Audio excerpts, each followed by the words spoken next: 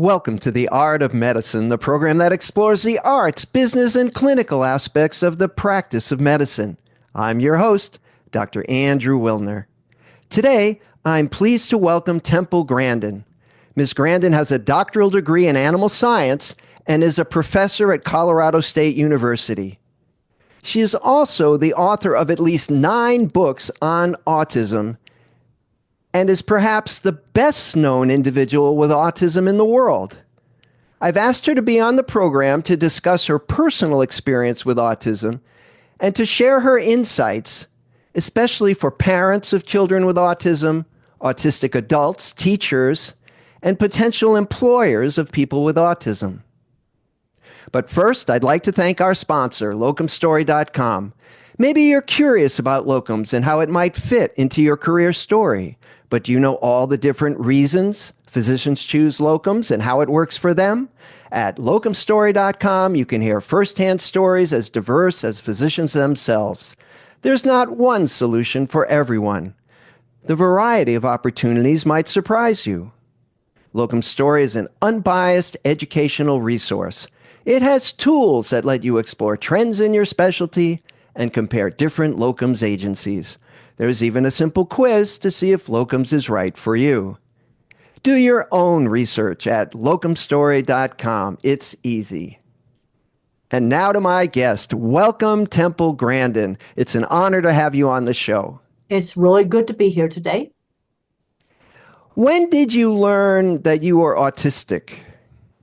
Well, I definitely had speech delay. So I knew I was going to a special school for speech delay. I did not talk until age 4. And I cannot emphasize enough the importance of good early education. I got it. And the main things I was taught was turn taking, waiting and taking turns, how to say words, and also just basic skills. I see we're not teaching enough life skills. Who did this teaching for you? It was 2 teachers that worked out of the basement of their house in a housing development. They were just those really good teachers that know how to work with kids. And some teachers have the ability because you've got to push autistic kids somewhat. But if you push too hard, then they go into meltdown and sensory overload. They knew just how hard to push. And I had a really good program. I liked going to speech therapy. And I can remember the frustration of not being able to talk. Horribly frustrating. And there's a lot of temper tantrums that are caused by frustration because you can't communicate. Well, there's a movie about you that I watched yesterday, and it was so fascinating. I watched it again this morning, and there's a lot that deals with your early years, and not being able to talk because at one point you were actually expelled from school for hitting another, I think, for throwing a book. That's right, 9th grade. I was bullied. I was called all kinds of names. Teenage years were absolutely the worst part of my life. I was fully verbal then. But the bullying, I finally got sent to special school, and they put me to work cleaning horse stalls and taking care of the horse barn.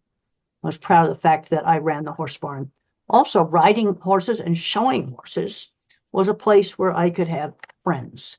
This is another important thing. Friends through shared interests. Because fortunately, the bullies were not interested in horses. And then another activity was Model Rocket Club. And fortunately, the bullies were not there. Now, there's been other situations where an autistic kid was interested in music. So at one school, participating in the band was absolutely wonderful. In another school, unfortunately, the bullies were in the band. And that did not work out so well. Before I draw too much on the movie, let me ask you how realistic is that movie to your life? Would you say it's 50% accurate, 100%? Well, let's just talk about the stuff that's absolutely correct in that movie. This is the HBO movie, Temple Grandin. It shows how visual thinking works. I'm a visual thinker. It shows that. All the projects I did in the movie I actually did. They used original drawings. And the main characters were shown very nicely. My mother, Mr. Carlock, and Anne. They were shown very well. That's some of the most important parts. Now there's some stuff they had to compress, mix things around. But the most important things like visual thinking, that was shown absolutely accurately. So you're pretty satisfied with the film? I think they did a really good job on it. And Claire learned how to mimic my voice. I gave her old VHS tapes, and she practiced and practiced with them. And there was an NPR interview where they were running clips of the movie and interviewing me, and I almost mixed us up. Well, frankly, I was quite startled last night because I had just finished watching the movie, and then you called to confirm our interview today. And it's like, gee, that lady has the same voice as the one I saw in the movie, who I knew was not you, was an actress. And I think that actress did a Well, fantastic job. she spent hours and hours and hours listening to old old VHS tapes, and she had a movement coach and a speech coach. She worked really hard to learn how to sound and act like me. And well, I don't want too much time to go by before I jump into what I think is really could be the most helpful. What do you tell parents who have a child who, has tantrums from normal things? They turn on the dishwasher, the kid has a tantrum. They try and get the haircut, the kid has a tantrum. Just getting through life. What do you advise parents to A do? lot of these problems are sensory. And one of the ways that helped us with the dishwasher, let the child turn it on. Now, I'd rather work first on something where I can keep turning it on and off, like a vacuum cleaner or a hair dryer. And vacuum cleaners are often scary things that they hate. And when the child gets to turn it on and off themselves, they can do that repeatedly. They get used to that sound, then the vacuum cleaner becomes a fun toy. Give the child control of the dreaded stimulus. And I'd rather start with something like a hair dryer where I can repeatedly turn it on and off. Things like hair cutting, that's sensory. Again, maybe control. He can't cut his own hair, but maybe he could take some scissors and cut some furry fabric or something like that. What about psychologically? He could cut the hair on that. See, giving them control. And then some kids wear headphones all the time, and that just makes sound sensitivity worse. But what you want to do is have them with you. So if the fire alarm goes off or there's some other big noise, they can put them on. This concept of control is really important on some of the sensory things with meltdowns. The other thing we've got to look at, especially in older kids that remain nonverbal, is a hidden painful medical issue. Unfortunately, too many doctors say, oh, those swollen legs were just autism, or some other thing, was just autism. Then we find out he's got bad acid reflux, or he's got constipation. The other day, I heard a horror story about an untreated urinary tract infection. No wonder the behavior was totally horrible, or a toothache, or an ear infection. These things need to be checked. There was one individual, an adult, nonverbal, had a very limited vitamin C in his diet, and the doctor said it was autism. No, it was scurvy. It's vitamin C deficiency. I actually looked up the minimum daily requirements for vitamin C, and he was not eating it. And vitamin C supplements cleared it up. I call these the hidden, painful medical issues that a nonverbal individual can't tell you about. You've got to roll them out. Too many doctors just say, well, it's just autism.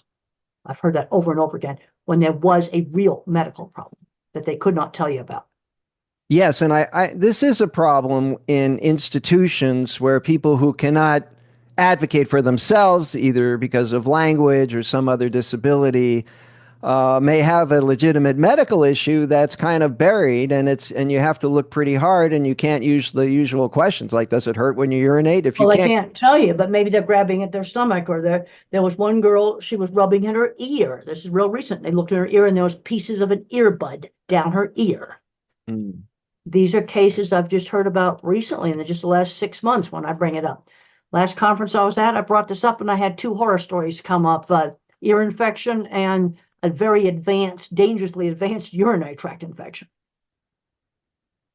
In the movie, your mother brought you to a physician when you were about 4 because you weren't talking and having lots of tantrums. And the way it was portrayed, he very bluntly said, well, she's autistic. My recommendation is you put her in an institution. Well, that was the way in the 50s it normally was done. So that scene's historically accurate. This is one thing where the movie is different. But what actually happened, Mother took me to Bronson Crothers at Boston Children's Hospital, a neurologist, not a psychiatrist, a neurologist. And he referred me to the little speech school that two teachers did out of their home. All right. So points for the neurologist then. It was a neurologist and a very forward-thinking neurologist. He tested me for epilepsy and deafness, for petit mal epilepsy, and that was negative. Right. And of course, deafness is someone doesn't talk, and maybe because they don't hear. Well, I And talked to a lot of very low-income families. They're on 2-year wait lists, 3-year-olds on 2-year wait lists in some of the rural areas. That's horrible. And I said, you're going to have to start working with this kid, rule out deafness. You got to make sure yes. it's not deaf. And you've got to start working them. Let's just start with little turn-taking games. We'll just take a ball and roll it back and forth, or take turns spinning a penny. Turn it into a little turn-taking game. Get the kid engaged, and get them out doing things. Take them outside in the park and let's look at the trees and point things out. Now, in my day job, I teach medical students and residents and some pediatric residents who are going to become pediatric neurologists. And I mentioned to them that I was going to be speaking with you, and I asked them if they had any questions for Okay. you. And they wrote up that about medical visits. Let me read what they wrote. Okay. Would you like to share some childhood memories of your doctor visits? And could you share an enjoyable encounter or a fond memory of a certain doctor that made you feel comfortable? What did they do? Well, you got to remember, I'm old enough, and you're probably old enough to remember the old glass syringes with the reusable needles. And this is something they did. Maybe it worked today. I just got a flu shot. I couldn't even feel it. The needle's so fine. But back in the 50s, they told me to look out the window at the bird feeder, stuck me with that horrible old-fashioned needle, and I hit the ceiling. So one of the things we did to help me to relax after that was we go in for a checkup, and the doctor looked in the records to see if I had to have a vaccine, and then we got it over with. And then I could relax for the rest of the exam. Mm. That helped a whole lot. Very simple thing that helped a whole lot. I brought that up at a meeting, and I go, oh, my parents said, oh, I do that. That really helped a lot. The simple thing you can do. The other thing is no surprises. I had my tonsils out at age 6, and the dish strainer thing, ether, and the nurse just went, it doesn't hurt me, and put it on me. There was no screaming and holding me down. She just said, it doesn't hurt me, and then put it on me. I remember that very clearly. I was 6. All right, well, let's flip the coin. What about visits that didn't go well, and why? What medical stuff that didn't go well? You went to the doctor and it was not a pleasant experience. What happened there? Well, my checkups after that, were good. And there's a lot of medical stuff I had to figure out for myself. I'm very, very happy that I am a very, very good scientific researcher. And I got to thank Mr. Carlock, who showed me how to look things up in the Index Medicus. And in my book, Thinking in Pictures, my old autobiography, I discuss my experience with antidepressant medication. I take a very low dose of disipramine, 50 milligrams a day. Went on it when I was in my early 30s, and the nonstop colitis I had cleared up. I was afraid I was going to lose my innards. The colitis was so bad. And it stopped this constant fear. I mean, it's actually something wrong with the nervous system. And I kind of compared it to adjusting the idle screw on an old-fashioned carburetor. You'll know what that is. Yes. They won't know what a carburetor is. But you No. turn the screw, and it would change the idle speed of the engine when the car was in neutral. And I kind of, I like visual analogies. And I've been on the medication ever since. And I describe all my experiences in here. And the mistake that gets made with antidepressants is too high a dose. I'm taking the starter dose, that's all. Too high a dose, you get agitation and insomnia. But I don't even hardly know if I'd be alive today. I'm 77 today. The way all that nervousness, endogenous anxiety was tearing me apart. So how did I figure out to use that drug? Well, I read an article in Psychology Today about the promise of biological psychiatry. And they talked about Nardil, too many dietary restrictions for that, and Tofranil. And then I went and looked the doctor's name up in the old Index Medicus, it's those big fat phone book-like books, found this paper on endogenous anxiety. And I had 8 out of 10 of the symptoms. That's where I learned about it, because Mr. Carlock, my science teacher, had taught me how to look up scientific journal articles. So that's why I was able to do that. This is back in the old days where you looked the abstracts up in these great big books. And fortunately, our library had the paper, and I copied it on a photocopier. In the movie, they talk about how it was difficult for you to have physical interaction with other people, like being hugged, that was comfortable for you. One of the things that helped me on that was my squeezing machine. Again, I could control it. See, this is very important in the desensitization, where when Aunt Bella grabbed me, she was big and real overweight, and she had this horrible perfume, and I couldn't control it. But now I hug people. But you see, I can control the squeeze machine. So you can do that now? Oh, yeah, I can do that now. Yeah, I can do that just fine now. Well, from what I have learned is that living with a child who has autism bringing up children is not easy, even if they're typical children.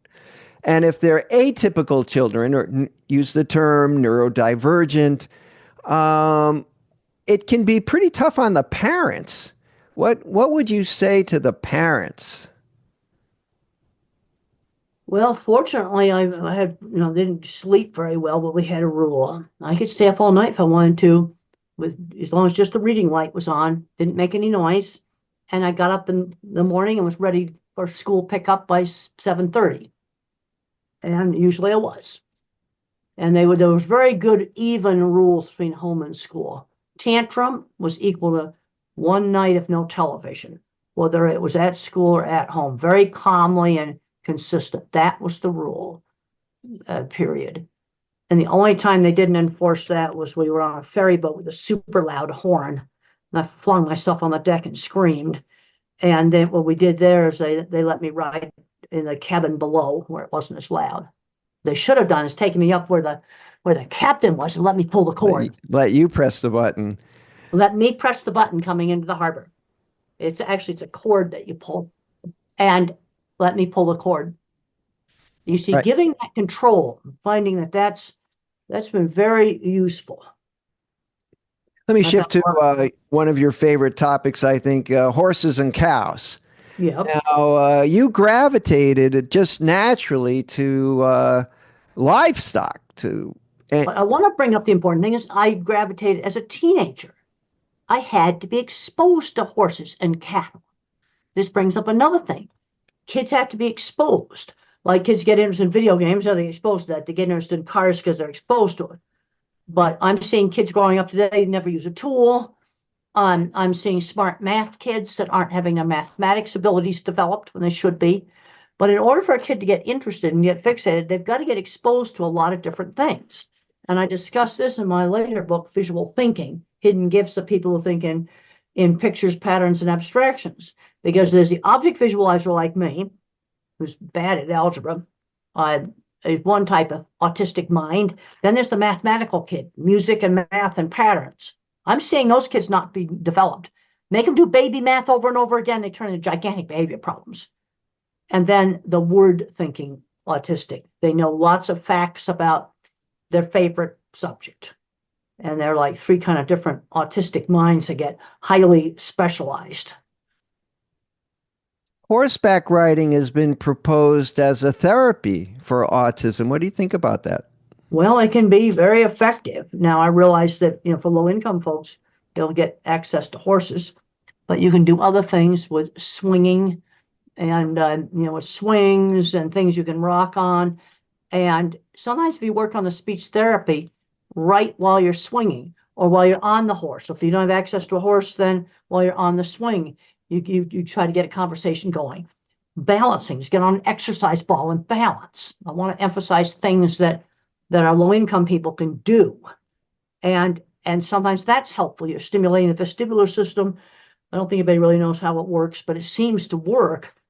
And it's a simple thing to do. I've had many parents tell me my kid did the first word on a horse. But also there's you can also get that swinging and sitting on a gym, well, a great big gym ball. So do you think it's the movement, The movement, the doing the movement? movement. In fact, I just was at a conference with the horse boy, Isaac Rupertson, the movement therapy. And what they basically say is get the kid out moving, and then you work on the speech. While there, you give all kinds of activities involving lots of moving. And that was very effective with his son. I got to meet his son. He's a little hyper, he jumps around, laughs a lot, but he was really severe when he was young. What do you do with teenagers or other school children who are being bullied because, like you, they're different? Well, the bullying is a real problem. And people ask me, what can we do to make school more inclusive? Well, one thing that was done when I was in elementary school is the teachers explained to the other children that I had a handicap or a disability that wasn't visible and they shouldn't be bullying me. So I managed to get through elementary school without being bullied. High school was just horrible. Like that's called peer mediated intervention. And I got off and hit somebody, and I lost some horseback riding privileges for that. And I had to switch from anger to crying. I was still totally miserable, but crying didn't get me into trouble the way fighting did. But the thing that helped me was friends who shared interest. No, teenage years, worst part of my life. There was a very touching relationship in the movie with you and your next roommate. The first roommate bailed. She wasn't too happy with your antics and squeeze machine. But Yeah. then you ended up with a roommate who was blind. Yes, I did. Did have a blind roommate. They made one little change. They put her into college. I had her in graduate school. And I was getting my master's. But I did have a blind roommate. She was one of my best roommates, and she was shown very nicely. And you two bonded in part, I think, because you both knew you were different. Yeah, and also we were both Star Trek fans. And in the dorm at that time, they had one TV, and it always tuned to Monday Night Football. And then I said to Gloria was her real name, well, I think you can get a radio that will pull in TV stations. And she got a radio that pulled in TV stations, and we would listen to Star Trek and this classic Trek, and it was still pretty good. And we'd listen to Star Trek together Monday night on the radio. That's fantastic. Well, as anyone who knows me will tell you, I am also quite the Star Trek fan. So we have that in common. Now, I know one of the themes that you speak about is employment for adults with autism. Would you like to talk a little bit about that? This is where we're really not doing a good job. We're doing a better job getting the little kids through. We're doing oftentimes a good job with academics. But too often I hear about a student that's magna cum laude, graduates from college, never held a job. And they need to learn working skills before they graduate from college. I just read an article in the Wall Street Journal about regular college students. You can sometimes learn more working in a restaurant than you could at some fancy internship, because you'd learn more about just getting along with people. But we need to start teaching them how to do a job for somebody outside the home. I have grandparents that come up to me all the time, and they discover they're autistic when they're older. And that's a big, big relief in their relationships, huge relief. But they all had decent jobs. Pharmacist, engineer, fence builder, a whole lot of decent jobs. And they had paper routes at age 11. So we need to find some paper route substitutes. Church volunteer job, volunteer at a senior center, help out, old person, but it needs to be somebody outside the home on a schedule. Instant and legal, they need to get real jobs. And I would recommend avoiding the rapid multitasking chaos of a takeout window. Let's just avoid that. And the other thing that would help on a lot of jobs is using pilots' checklists for tasks that have a sequence. And you write it down in sequence, in bullet points, just like a pilot's checklist. This is how you close out the cash register. Because if someone just tells me, I don't remember the sequence, that would save a lot of jobs. Simple checklists.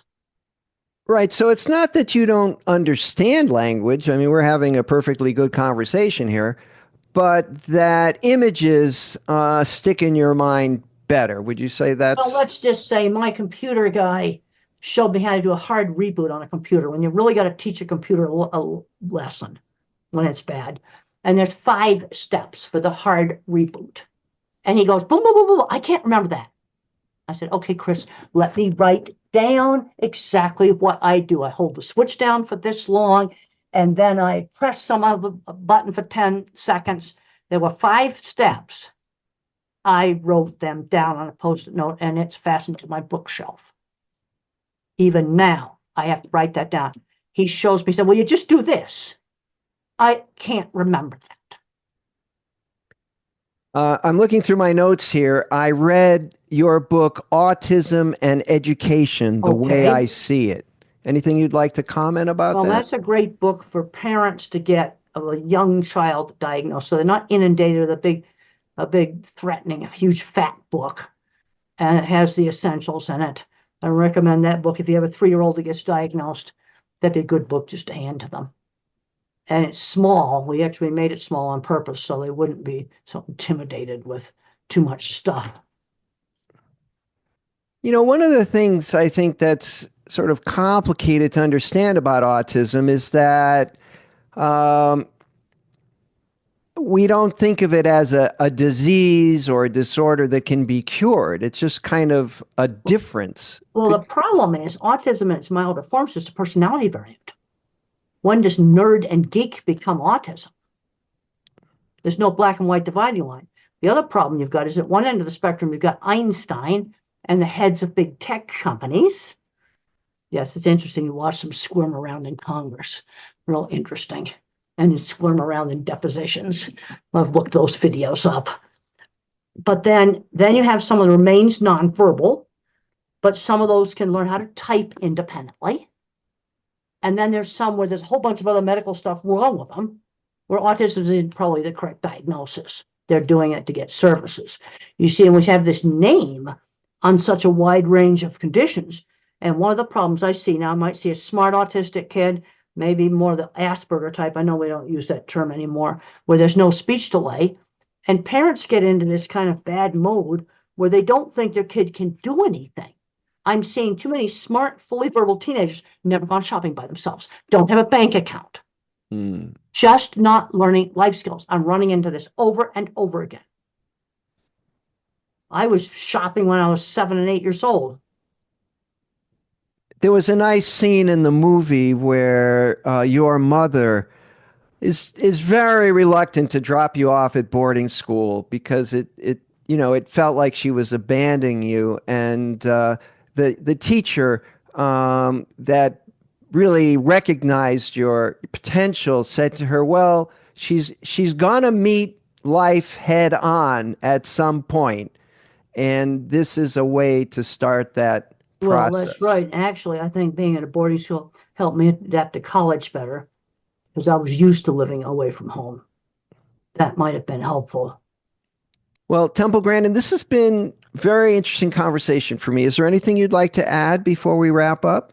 Well, I think we need to be looking at what the individual can do. I'll give you one little tip on the nonverbals.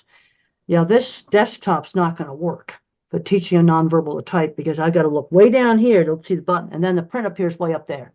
Use a tablet where the print appears next to the keyboard. They have problems with gaze shifting. Tablet's one of the best things to use, and they're readily available. Temple Grandin, I want to thank you for joining me on The Art of Medicine. Thank you for having me. Before we close, I'd like to give another thanks to our sponsor, locumstory.com, a resource where providers can get real, unbiased answers about locum tenens. I'm Dr. Andrew Wilner. See you next time.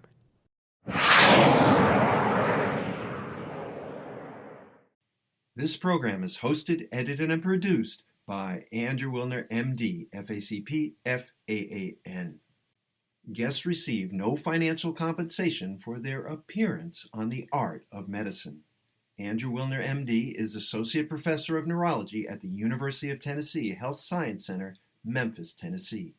Views, thoughts, and opinions expressed on this program belong solely to Dr. Wilner and his guests and not necessarily to their employers, organizations, or other group or individual. While this program intends to be informative, it is meant for entertainment purposes only.